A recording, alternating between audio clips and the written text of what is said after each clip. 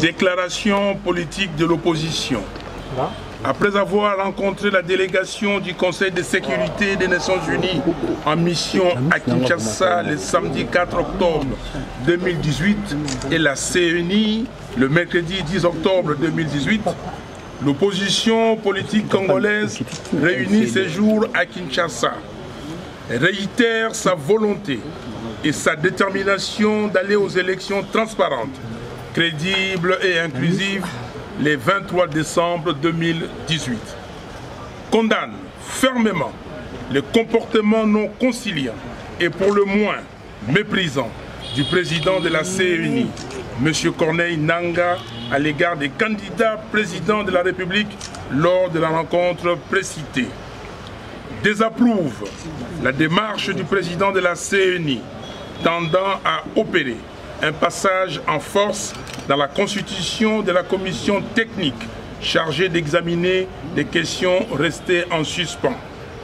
Réaffirme son exigence de vider au niveau du cadre des concertations CNI candidat président de la République les deux questions préjudicielles en rapport avec la légalité de la machine à voter et la radiation de près de 10 millions d'électeurs sans empreinte du fichier électoral avant la mise en place de la commission technique. Informe l'opinion qu'en dépit de sa bonne volonté, aucune de ces questions n'a pu trouver de solution du fait du refus par le président de la CNI d'en discuter. On appelle par conséquent au peuple congolais de se mobiliser dans le cadre du programme d'action qu'elle a préparé pour exiger l'impression de bulletins de vote manuels conformément à la loi électorale et au calendrier publié par la CNI.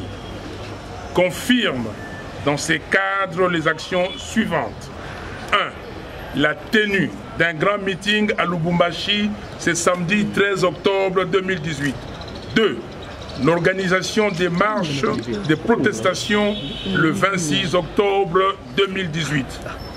Invite enfin toutes les forces acquises au changement, ainsi que la société civile, à s'approprier le processus électoral pour une alternance démocratique et une alternative de gouvernement le 23 décembre 2018.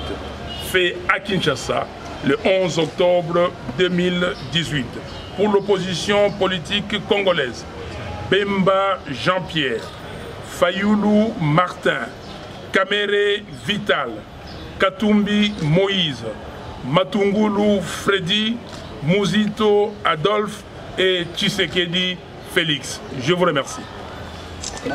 Si maya beaucoup tanio et salamaki biso ba ya opposition na batu ya conseil de sécurité au bazalaki wa mokolo ya poso elekaki et puis kokutano tokutana ki mokolo ya misato le 10 octobre biso ba candidat président de la République na CNI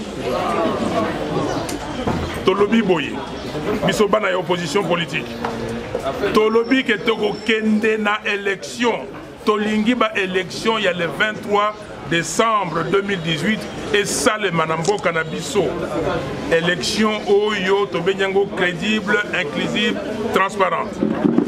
Tolobi boye comportement il y a monsieur Nangaa oyo alakisaki tango tokutanaki comportement na ye ezaleli na ye na kotala na bandeko oyo ba candidat président de la République to ndimi yango te ezali mabe atosi ba candidat président te tolobi lisusu boye to boyi makambo yo seni elingi kosala na makasi a imposé machine à voter na ba candidat ba électeur fictif tolobi lisusu boye que avant tout ça la commission technique au Seigneur bengi commission technique il faut liboso to silisa makambo mibale oyo ya liboso makambo ya machine à voter est-ce que c'est légal etali elandi bibeko ya l'état toté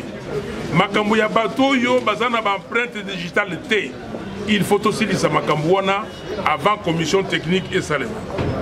Tolobi lisusu boye, malgré bonne volonté na biso, Seni elingi kolanda biso te, elingi ko engager discussion na makambo mibalo tolobi te. Sikoyo tolobi na ba Congolais nyonso. Biso nyonso tozali na besoin ya tina ya mboka. Moto na moto a se mobiliser na cadre ya ba action yo toko sala. Oyo toko banda. Ba action wana yangoyo. Ya liboso mokolo ya poso oyo ezali koya samedi 13 octobre. Biso nyonso bana opposition tokozala na Lubumbashi pour na meeting. Yami Balé, le 26 octobre, Yamobu Oyo, tokozala marche, ba marche minene pour na ko protester, pour na ko lobake makambo yo nanga azali ko sala na processus électoral tondimi yango te. Yango wana tosengi na bana ya mboka nyonso.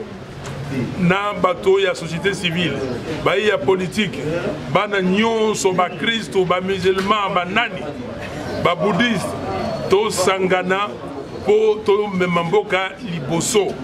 Moto moko atika la simate po lobby to soit alternance démocratique ou encore alternative ya gouvernement po elongola mboka na biso na bozoba oyo balatisi biso.